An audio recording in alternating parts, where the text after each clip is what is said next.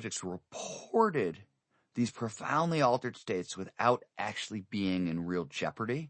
They only thought they were in life-threatening situations. And that's the key detail, right? If these experiences are mystical, if they only arose in dire straits, right, when our life is on the line, then perhaps they really were communications from beyond the beyond.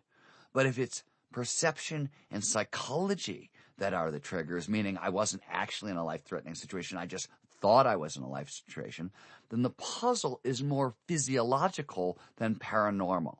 And that opens the door for a lot of really interesting possibilities. So everything I talk about as the science of spirituality is the exploration of those interesting possibilities. So one of the first to know these possibilities, and one of my great heroes, is the Harvard philosopher, psychologist, and physician William James. So the philosopher Alfred Whitehead once said, there are four great Western thinkers: Plato, Aristotle, Leibniz, and William James. For a long time, he was definitely the most famous psychologist in the world. He sort of got replaced by Freud, but he is absolutely a high-performance philosopher in the Nietzsche tradition and an experimentalist in the Wundt tradition. And by experimentalists, I just want you to understand kind of the time and the era and what they got to work with. So he also picked up Wundt's introspection technique, and he notices that consciousness is actually a stream of consciousness. It's made up of these discrete moments, these bits, particles, not waves, to use a physics analogy, right? And so he wonders, how long is the now? How long are these particles, right? So he runs this great early experiment in timing the now. He's got a stopwatch, pocket watch actually. His time is thoughts, and he decides that the now lasts 12 to 30 seconds, depending on what's going on. Mostly it's about 12 seconds. And one of the reasons I mention this is this study has been repeated and repeated and repeated. And this guy in the 1880s, sitting in a room with a watch, time his thoughts, came up with 12 seconds. And now, 150 years later, we've got atomic clocks we can measure down to the whatever. Turns out the now is 14 seconds long on average. He was off by 2 seconds, which is not bad. James is an amazing, amazing character. He's had an amazing, amazing life. His father is this incredibly eccentric theologian. The whole world, Emerson, Thoreau, passes through his Boston home, all of them. His brother is Henry James, the novelist, right? And his brother is something of a problem for William as he's growing up. By the time Henry was 19, he's already writing, and he's getting famous by the time he's 26. At this time, James doesn't have a clue what he wants to do with his life. He eventually goes to Harvard, but back then, Harvard was a brand new institution, and it was crazy. The faculty was random. James later said that just living through the experience was a big deal. This is not the Harvard that we think of today, right? And he studies physiology and philosophy, but what he wants to study is psychology, but it's not yet a field.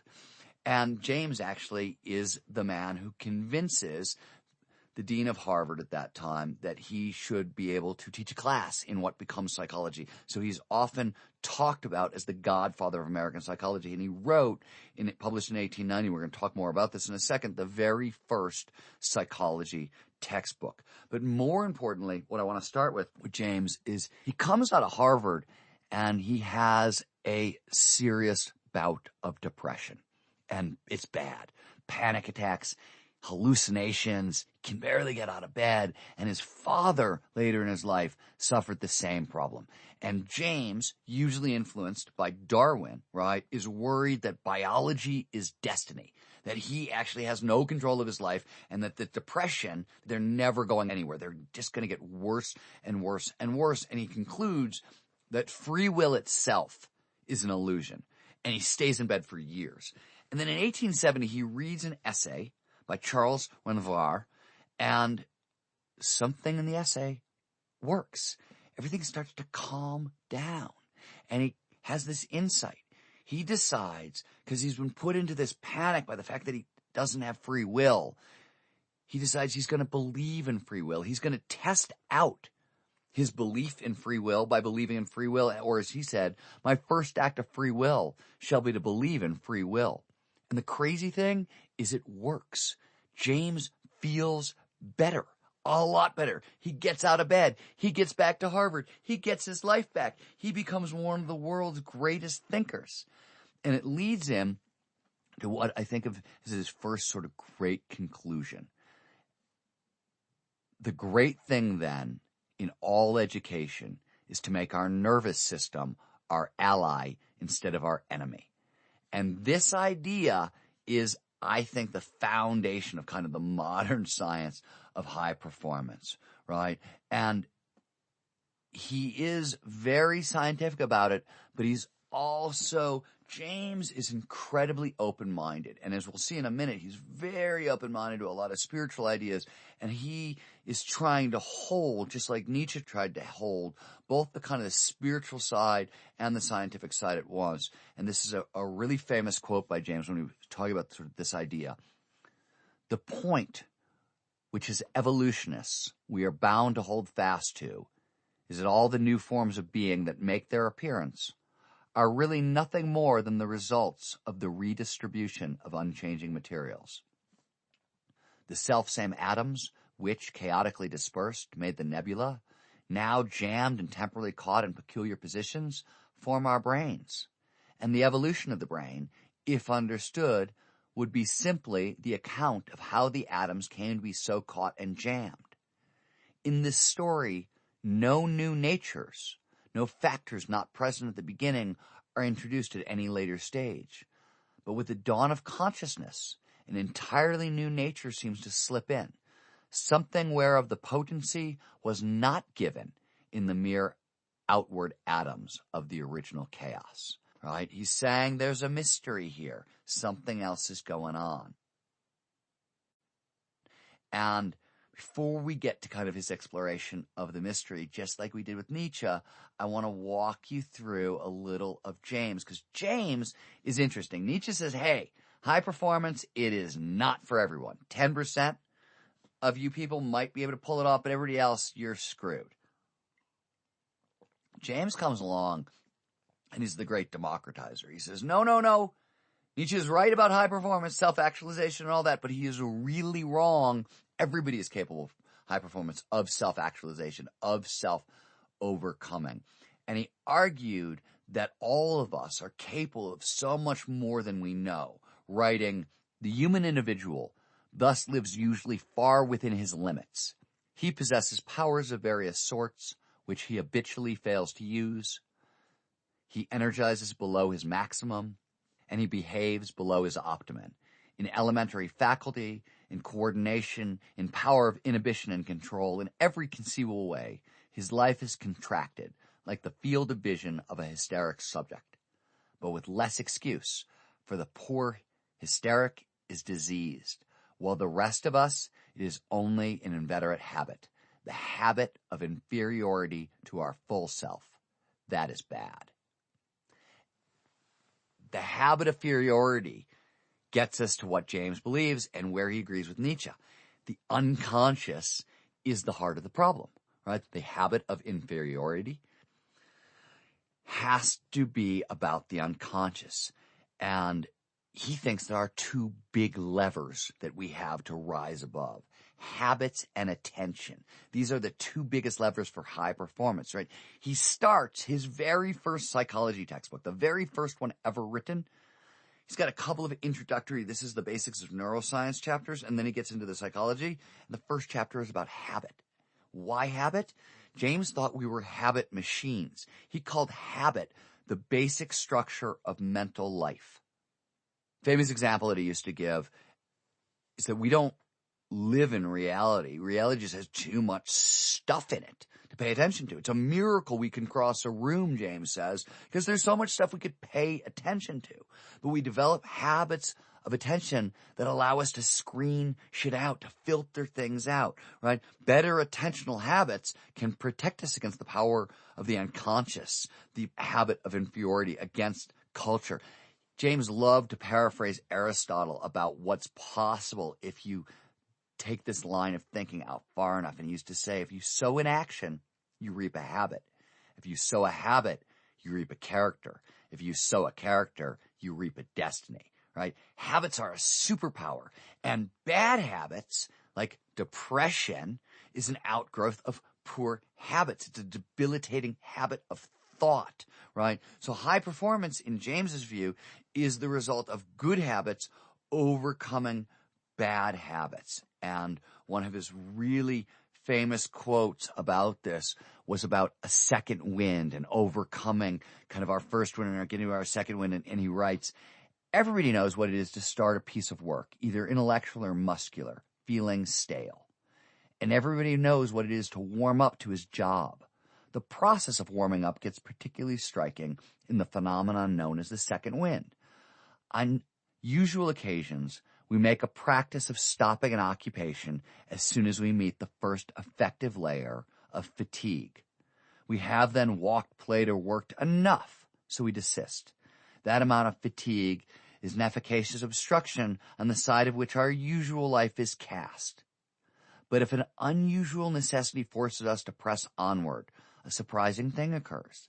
The fatigue gets worse up to a certain critical point when gradually or suddenly it passes away, and we are fresher than before. We have evidently tapped a new level of energy, masked until then by the fatigue obstacle usually obeyed. In exceptional cases, we may find, beyond the extremity of fatigue distress, amounts of ease and power that we never dreamed ourselves to own, sources of strength habitually not taxed at all, because habitually we never pushed through the obstruction, never passed through those early critical points. All right, so this is what James is talking about when it comes to habit. Now, James doesn't think attention and habit alone are going to get it done.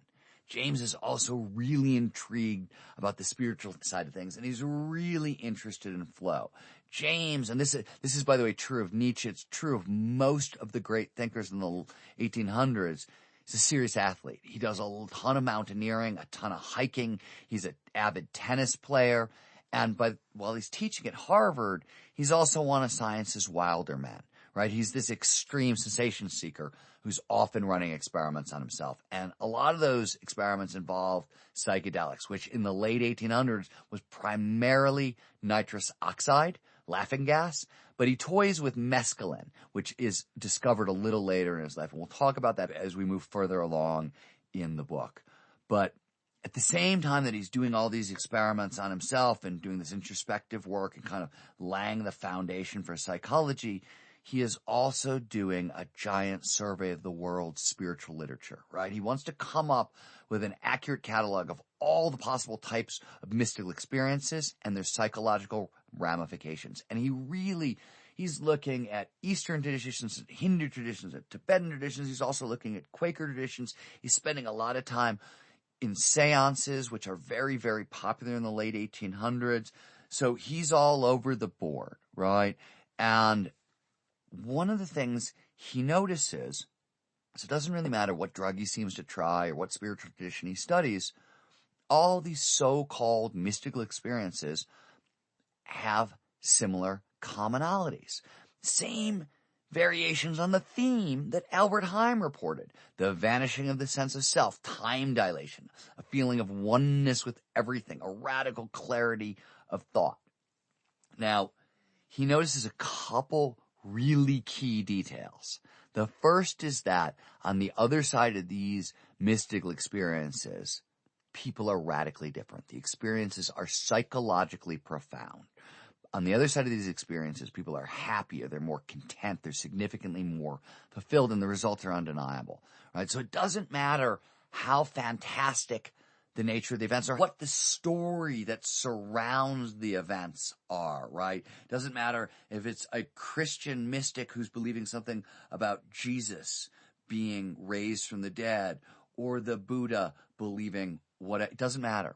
That's the package, right? It doesn't matter what the package is, what the story is, right? These stories could be true, they could be bullshit, we don't know. He doesn't care because he's saying, look, even if they're bullshit, the effect is not.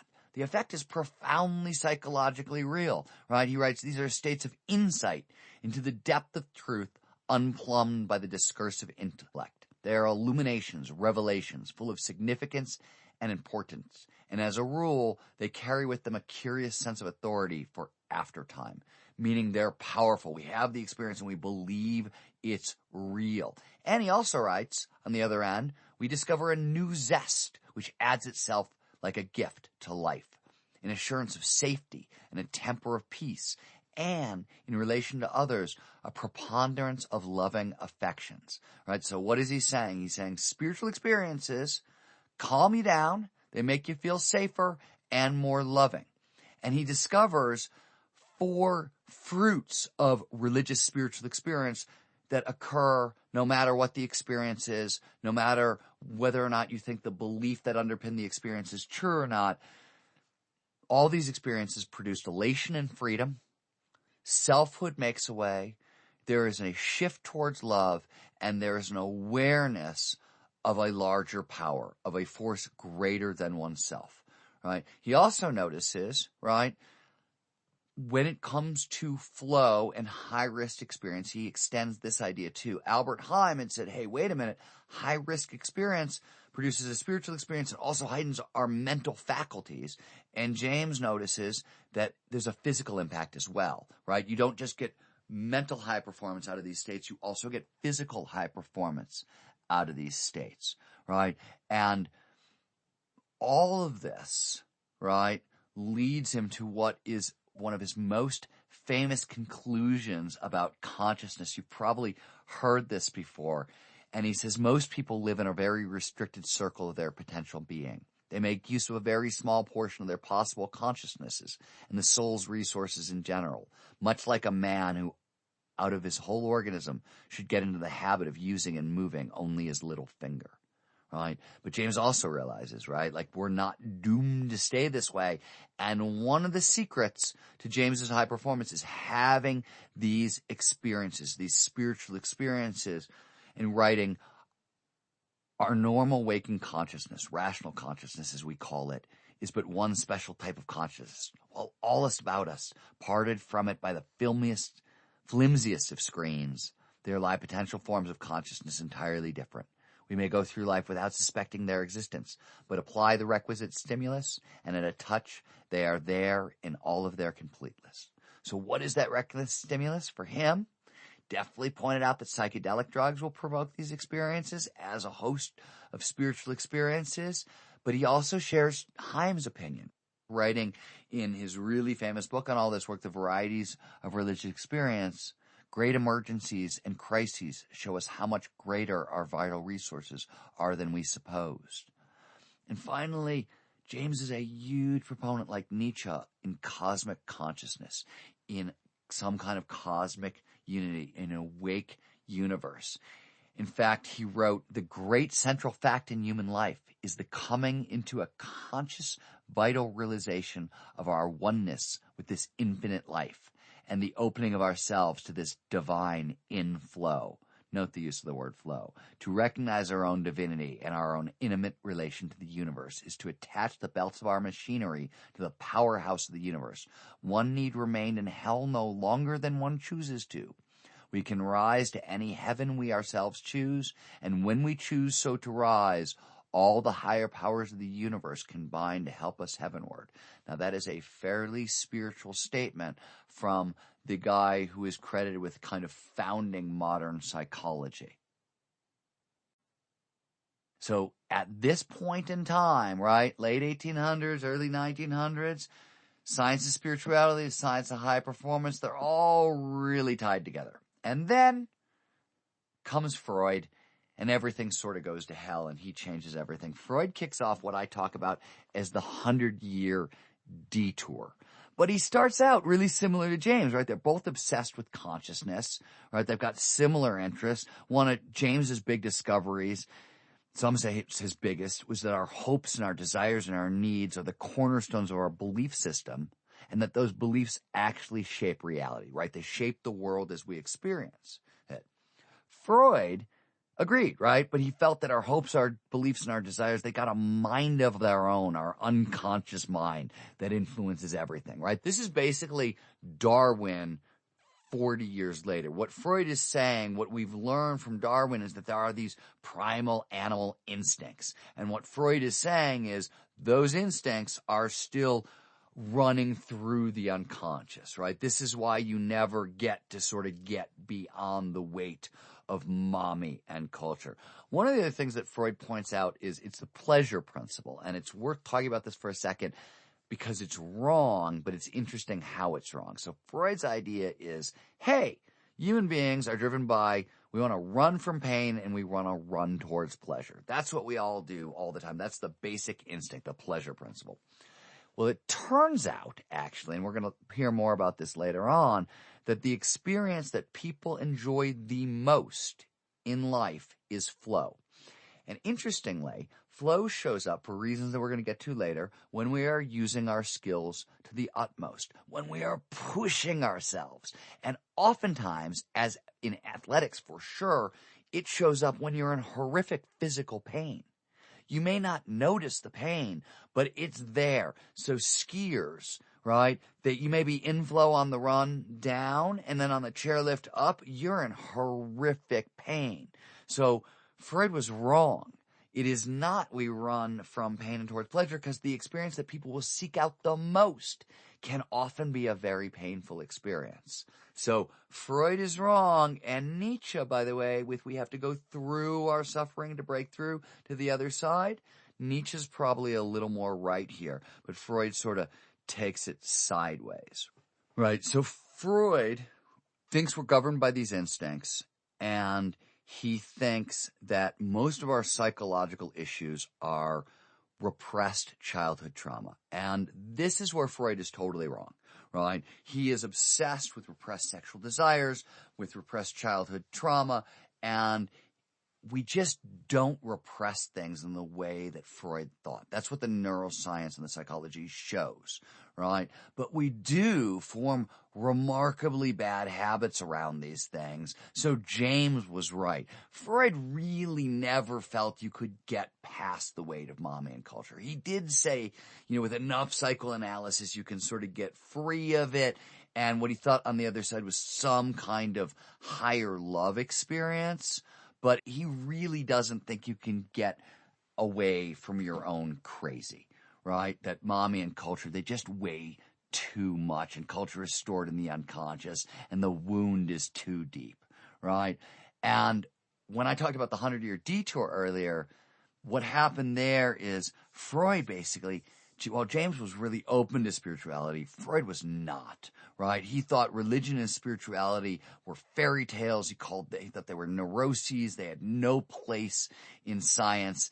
And, while James talked about that oceanic feeling of cosmic unity, right? Freud thought this was like a neurotic regression into the womb and a symptom of psychopathology, right? Very different interpretations of the same experience. And big point with Freud is Freud says, hey, all this stuff, William James, Nietzsche, all that high performance, that's neat. That's fantastic. But psychology, we're not doing that. We're about fixing pathological problems, right? We're not about exploring psychological possibilities. And this kicks off the 100-year detour. Now, there are a couple exceptions in the detour, and I want to poke at them. And obviously, you can't talk about Freud without talking a little bit about Jung. And Jung is interesting because Jung agrees, right, with the Nietzsche and James and Freud that culture weighs a lot. Right? But he breaks with Freud. He says, wait a minute, there's a whole lot more going on than just repressed sexuality and childhood trauma. And what he adds to our discussion, I think, are three critical ideas, right? First, he picks up Nietzsche's idea and James's idea, and Darwin's idea that the mind is evolving, right? Now, this is an idea that is really prevalent in psychology, that minds evolve, and it sort of disappears in the 1970s. And I'm not quite sure why, but people are really concerned with it for a while, and Jung included. Just as the human body represents a whole museum of organs, he writes, each with a long evolutionary history, so we should expect to find that the mind is organized in a similar way. By history, I do not mean the fact that the mind builds itself up by conscious reference to the past through language and other cultural traditions. I am referring to the biological, prehistoric, and unconscious development of the mind in archaic man, whose psyche was still close to that of an animal, right? So, in a sense, This is James' habits. This is Freud's instincts, right? He has a slightly different term for it, right? But he also realizes that personality types, right, are residuals of this mental evolution. They're the survival strategies that worked, so they got passed down, right? And he breaks the mind apart into 4 parts. He's got the conscious mind, what we know. Then he's got the ego, which is the gatekeeper of consciousness. It's sort of an organizing principle.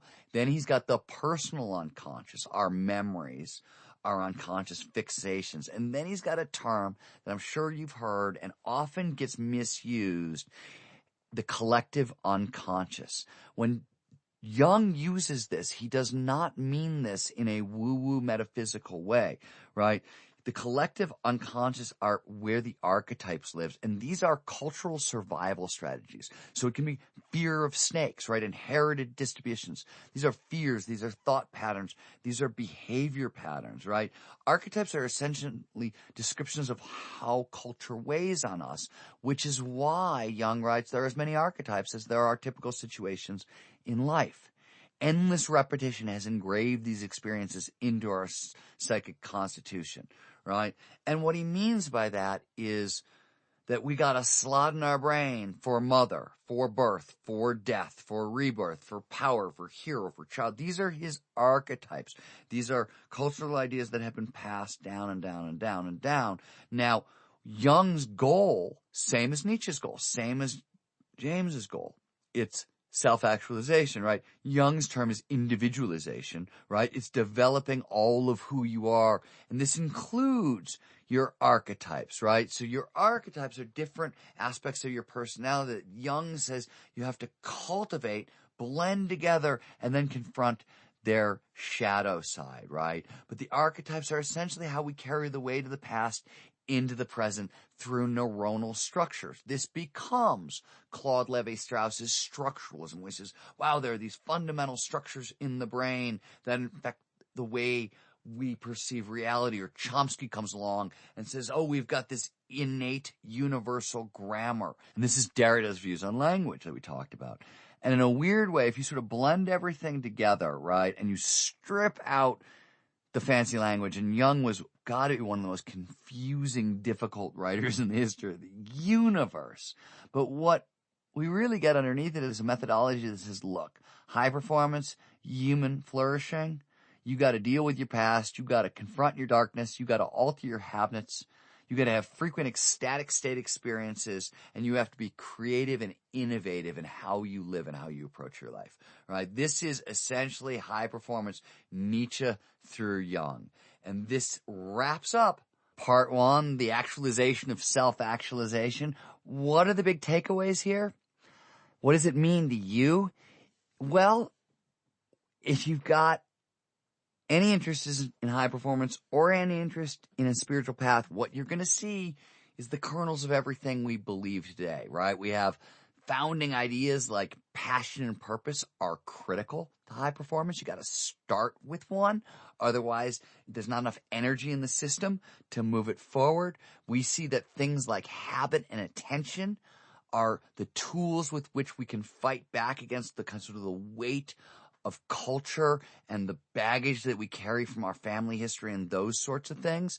And we start to see the very foundation of an exploration of spirituality using the scientific method, right? It's the first time in history we're trying to apply the tools of science to these questions of spirituality.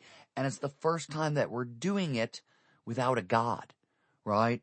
So God has been stripped out of the equation, and people are trying to figure out, well, if this is not true, why are we believing all these things? What's it good for? What's going on? So these have got to be all the kinds of questions you ask yourself along the way. These thinkers were asking the same questions back in the 1870s, just armed with so much less knowledge than we have today to try to solve them. So with that, we're going to jump into part 2. We're going to pick up our story with Abraham Maslow.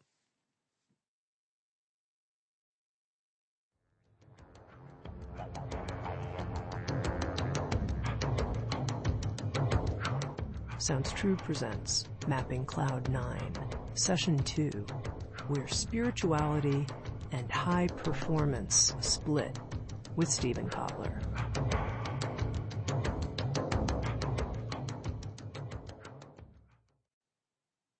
Welcome to Session 2. This is the point where the science of high performance breaks off from the science of spirituality.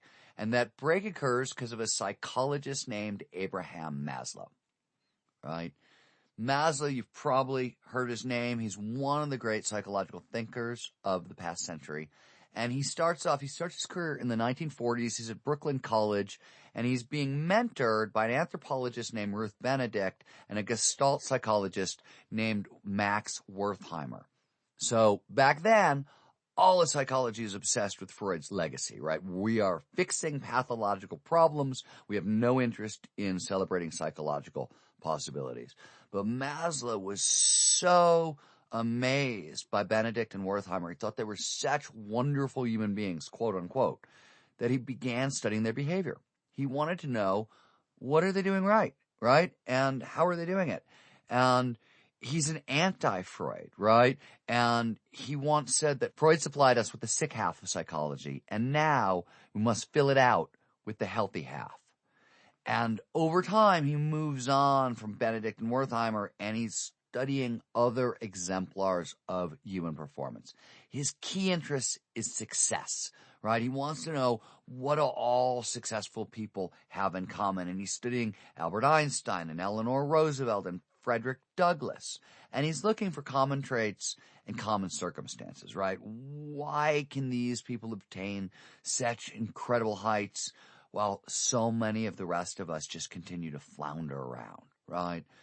And a few big points here. He is absolutely in the Nietzsche, James Freud tradition, right? He believes in self-actualization, famously writing, what humans can be, they must be.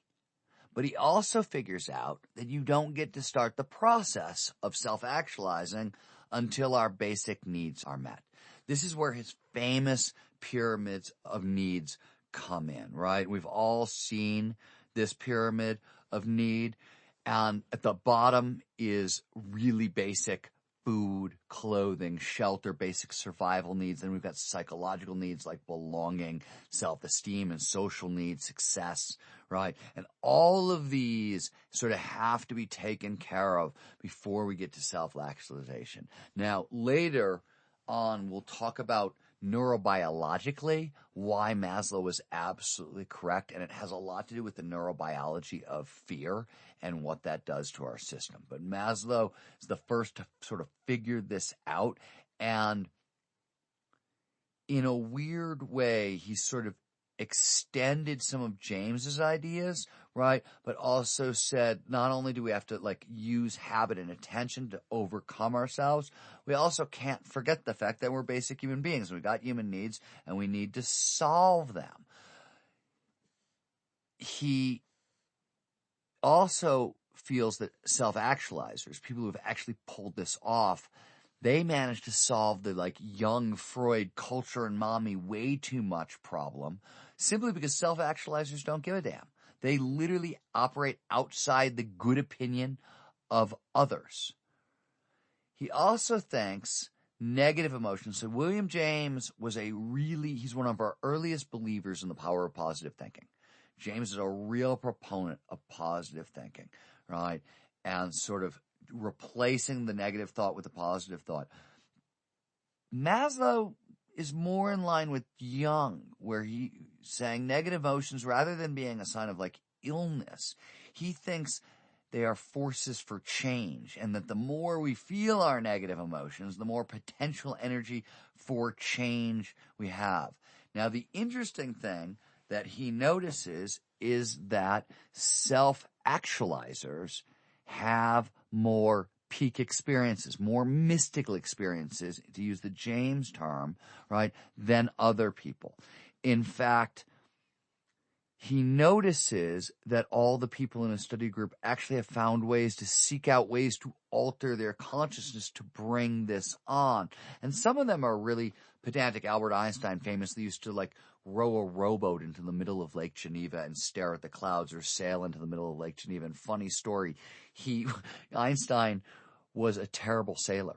So this was part of his creative process, and he always used to sail into the middle of Lake Geneva. But he was absent-minded, you couldn't believe, and was oblivious to storms and couldn't swim and would sail his boat out in the middle of Lake Geneva and have to be rescued over and over and over again because he was chasing peak experiences. But here's the key point with James, and this is where the science of spirituality and the science of high performance go their separate ways.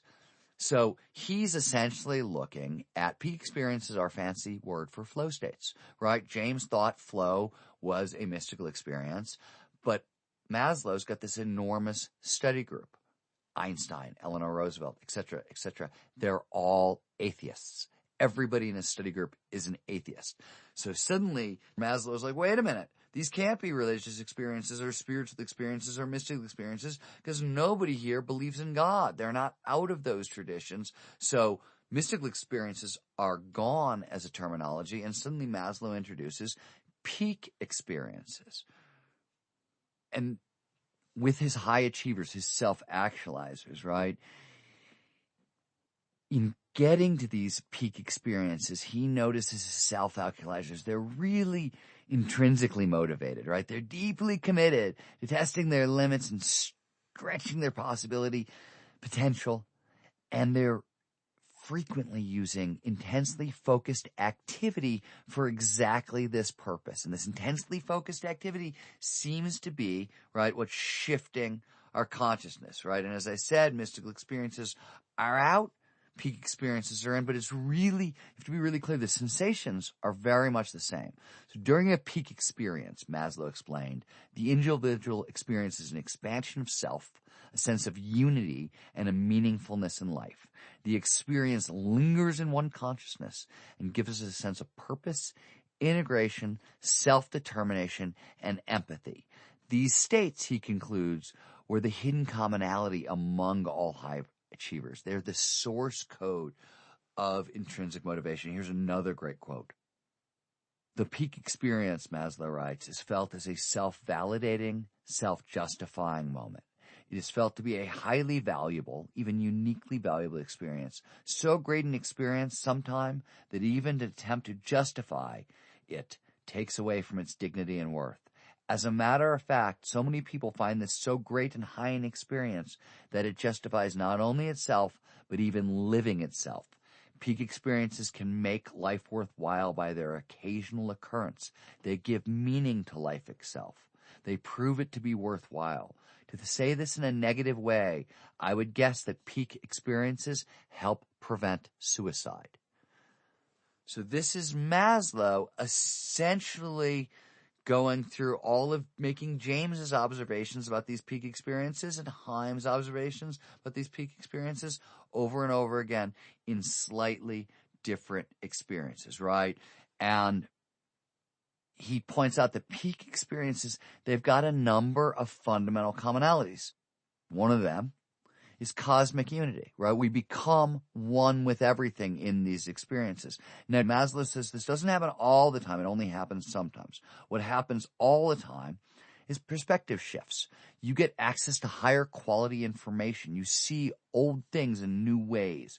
And just like James noted you were more loving on the other side, same thing with Maslow, right? On the other side of these experiences, we are wider, we're more empathetic, we're less human-centric in our viewpoint. He pointed out that self vanishes, right? And that these experiences are ego-transcending. Fear vanishes as well. We see things in a very positive light.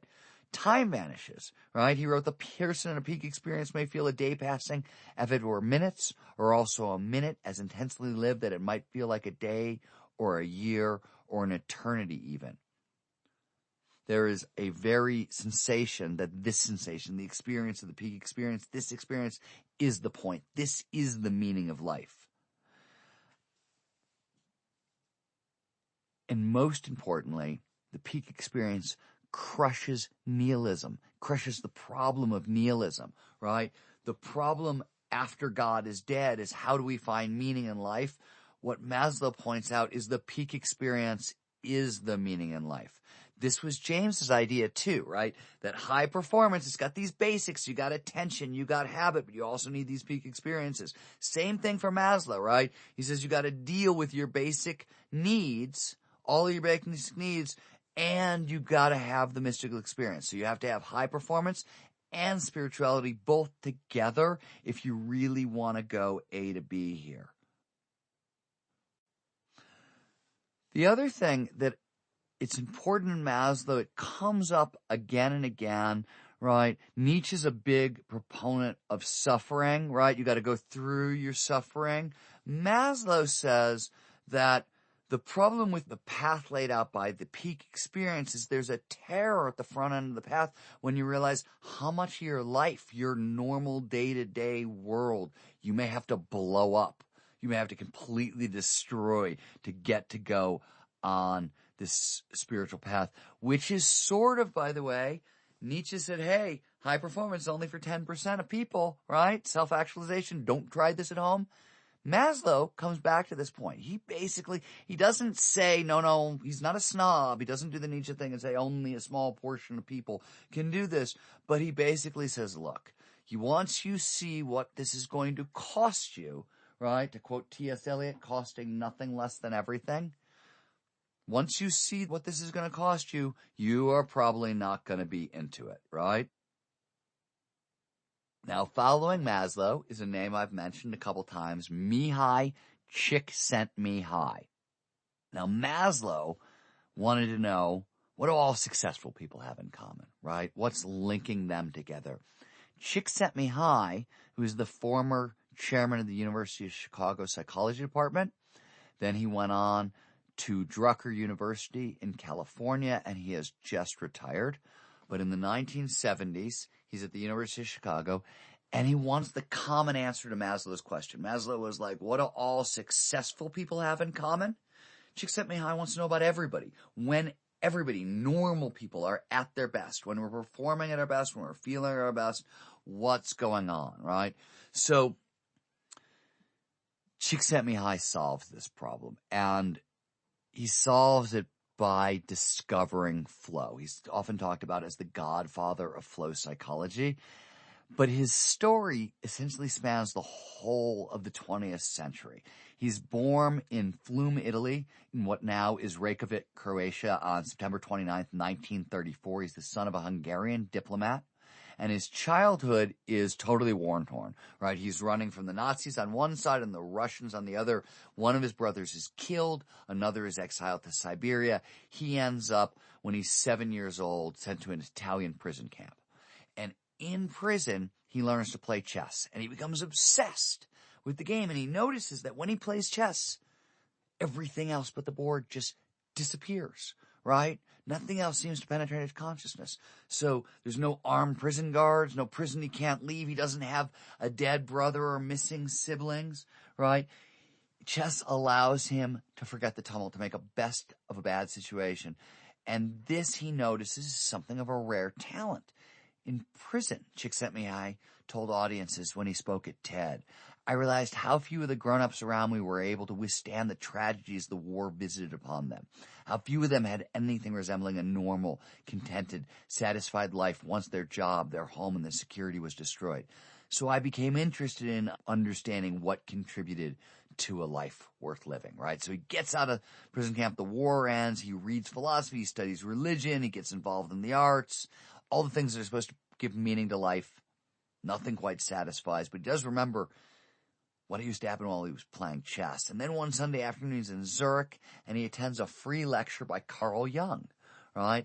And he loves the talk, and he starts reading Jung's books, and he decides that psychology has got to be how he answers his questions, right? So his studies take him to the University of Chicago, and he decides to zero in on one of the hot topics of the time, which is motivation, right? And Freud's unconscious has sort of been dethroned by Skinner's behaviorism at this point. And because of that, psychologists have a really tough time explaining why people do the things they do, right? The behaviorists say it all comes down to need and reward. We do X to get Y. And this is extrinsic motivation. But that was the idea that never sat right with Maslow, right? He studies intrinsic motivation in super successful people, and he figures out that they're being motivated by ththese peak experiences. Csikszentmihalyi tries to do the same thing with everybody. So he does a global study, what is one of the largest studies in high performance ever done. He runs around the world, and he starts with experts, right? He starts where everybody else starts, where Maslow starts. He talks to expert rock climbers and dancers and neurosurgeons and Wall Street traders. And then he starts talking to everybody else. So it's Detroit assembly line workers and Navajo sheep herders. And it turns out, doesn't matter who he talks to. He discovers the same thing that I discovered when I did my giant study of the impossible, right? He discovers that whenever people are feeling their best, whenever they're performing their best, they're in the state of flow. And renames peak experiences flow because as he's running around the world talking to people about these, when was the time in your life you felt your best and you performed your best? Everybody keeps saying the same thing. Well, I'm in this state of consciousness, and every experience, every action, every decision seems to flow effortlessly, perfectly from the last, right? Csikszentmihalyi talks about flow as being completely involved in an activity for its own sake. The ego falls away. Time flies. Every action, movement, and thought follows inevitably from the previous one, like playing jazz. Your whole being is involved, and you're using your skills to the utmost. So peak experiences are out, and flow states are in. And once again, it's a phenomenological description. It's a description of how the state makes us feel. Now, also, I want to give away a little secret here, which is underneath that feeling of flow, right? To feel like every decision, every action is flowing seamlessly, effortlessly, perfectly from the last, this is telling us something fundamental. It's telling us that whatever else is true, flow is as close to near perfect. And note I said near perfect, not perfect. Near perfect high-speed decision-making as we can get. He also, right, he shares James's belief and Nietzsche's belief that you have to get this experience by pushing far beyond our limits, right? Freud had the pleasure principle, and I said flow undoes it, right? This is what undoes it. Csikszentmihalyi writes, the best moments in our lives are not the passive, receptive, relaxing times. The best moments usually occur if a person's body or mind is stretched to its limits in a voluntary effort to accomplish something difficult and worthwhile, right? Csikszentmihalyi is also the one who does the psychological research that identifies the 9 core characteristics of flow, which at the time are what he calls a challenge skills balance. This means that in flow, we are using our skills to the utmost, right? We are stretched to the edge of our skill set so that our skills are just enough to handle the challenge of the task at hand. We're going to come back to this idea and really tease it about in the last section of this book. It identifies immediate feedback and clear goals as 2 other conditions of flow. Complete concentration on a limited field of view, right? A feeling of being in control. This sense of effortless effort, right? What the Taoists call effortless effort. Flow of being pushed by something greater than you.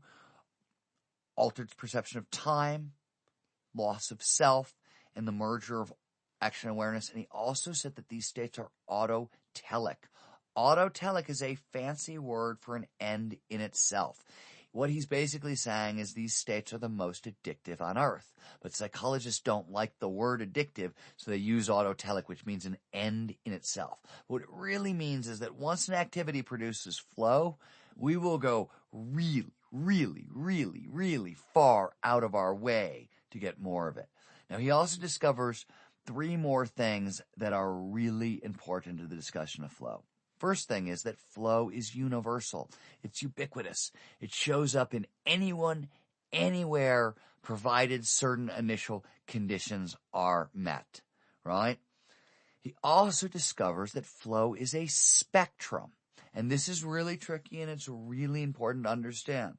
So on the lower edge of the spectrum in what he calls microflow. He says what you get all of flow's core characteristics, they all show up, they're just dialed down really low. Now, research done at the Flow Genome Project and research done by other researchers are starting to look at that, and we don't know if that's exactly true. It may be true that you can get into flow and, for example, that sense of control that you get never shows up. And you've just got, like, you lose track of time and you forget that you have to go to the bathroom. So earlier I talked about, like, that quickie email. You sit down to write that quickie email. You look up later, you've written an essay. That's microflow. If maybe you didn't notice time was passing along the way and you forgot you had to go to the bathroom, right? So Csikszentmihalyi feels that all of those things have to be present, just turned down. I and a bunch of other researchers think, no, there might be more going on. You get a couple bits of it. Macroflow, by the way, this is a full-blown mystical experience, right?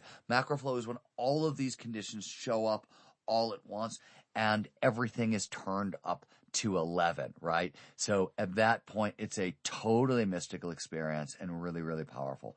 The next thing Csikszentmihalyi figures out is that flow is fundamental.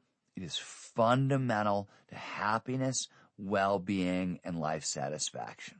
In his research, the people who score off the charts for overall well-being, for overall life satisfaction, for I have a meaningful life, I love my life and it means a ton, these are the people with the most flow in their lives. So flow is directly correlated to things like life satisfaction and meaning and purpose.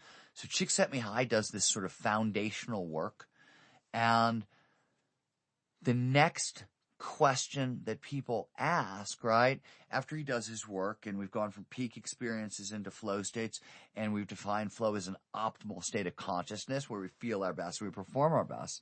The next question that scientists ask is, how optimal, right? Like, what the hell are we talking about, right? Like, what do we mean by this? And what I want to say is pretty goddamn optimal is the answer. So Michael Sachs, he's a Temple University sports psychologist. He once pointed out to me that pretty much every world championship or gold medal that's ever been won has a flow state at its heart. We now know, by the way, that this is not 100%. You actually can win a gold medal or a world championship without flow. It's just incredibly unpleasant and not sustainable or repeatable. And it happens very rarely, but we do know it's possible. By the way, Jimmy Johnson credited Csikszentmihalyi with the Dallas Cowboys Super Bowl victories back in the 90s, right? We now know that flow, it's not just athletics. We know flow is responsible for major breakthroughs in science and technology. Every major shift in the arts, every big breakthrough in the arts seems to have a flow state at its heart. I want to talk, just to give you an idea, when we talk about optimal performance, we talk about what's possible. I want to tell you a story that I told in The Rise of Superman. And if you've read The Rise of Superman and you're listening to this, I apologize. And if you haven't read The Rise of Superman, you're going to love this story because it encapsulates what flow makes possible. And it's a story about a skateboarder named Danny Way. Now, Danny Way is not a household name, but he's often considered by many to be the greatest skateboarder of all time.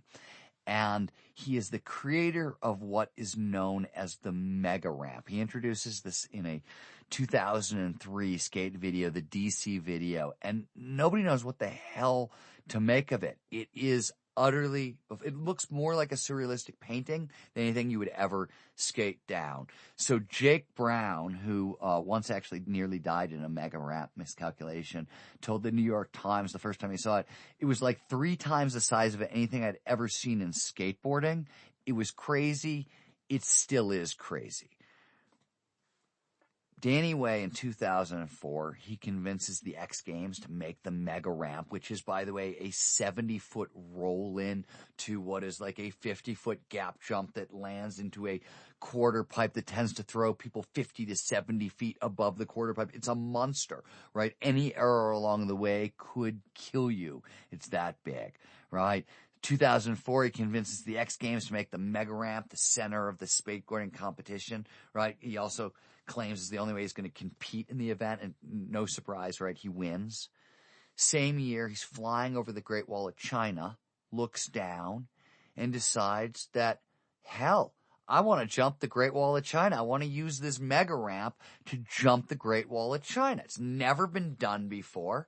He decides he's going to do it. So he goes to China on an inspection tour, right? He wants to find a launch point, and he settles on the Zhuan Gate, which is the widest spot on the wall, and he thinks it does the most honorable skateboarding and the Great Wall of China if this is where he's going to jump it, right? And goes home. His ramp builders start building the ramp, right? And he thought he was going to have to jump maybe 50, 60 feet, and they're measuring it out, and they realize, right, Wei's now back in the States. They're in China. They reach him by satellite phone, and call him up, and they're like, Danny, buddy, you may have to clear a gap of over 70 feet to jump the wall. Isn't that, just too gnarly? Danny doesn't even pause, and his answer, which has since ended up on T-shirts, is no, nothing's too gnarly. But I have to say, when all this was said and done, that Great Wall mega ramp, it was pretty gnarly, right? The roll-in, the ramp he's got to skate down, it's 100 feet long. It is the size of an Olympic ski jump.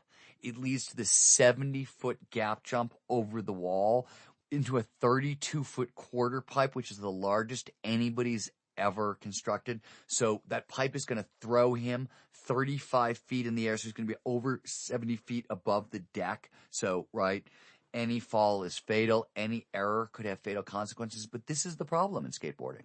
Skateboarders make errors, right? It is a game of failure.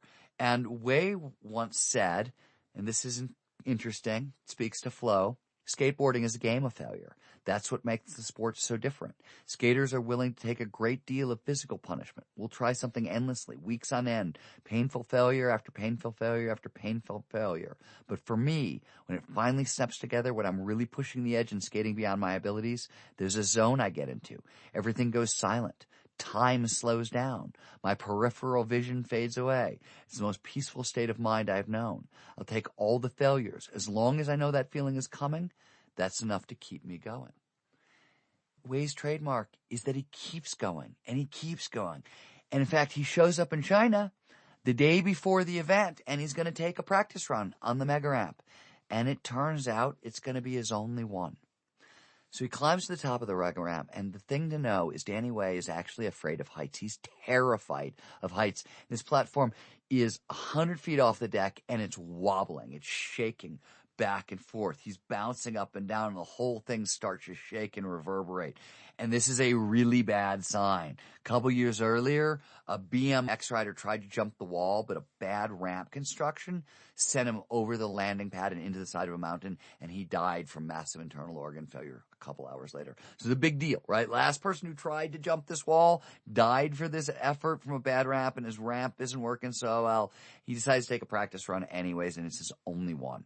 He built a ramp to train on this in the desert. China, a lot of humidity. The air is too thick. It slows him down. He underjumps the gap. He pancakes. He ragdolls. He flips over. His knee is shattered. His ankle is shattered. His leg is in horrible shape. He is rushed to the hospital, and he decides, trademark Danny Wei, he walks out before going to see the doctor. He doesn't even want to know the extent of the damage. And he comes back to the ramp. And while he's in the hospital, the ramp builders are going back at it trying to fix the ramp to make it work better with the humidity. So they're making the ramp bigger. So the next day, right, millions and millions and millions, 125 million Chinese people are watching. He can barely walk.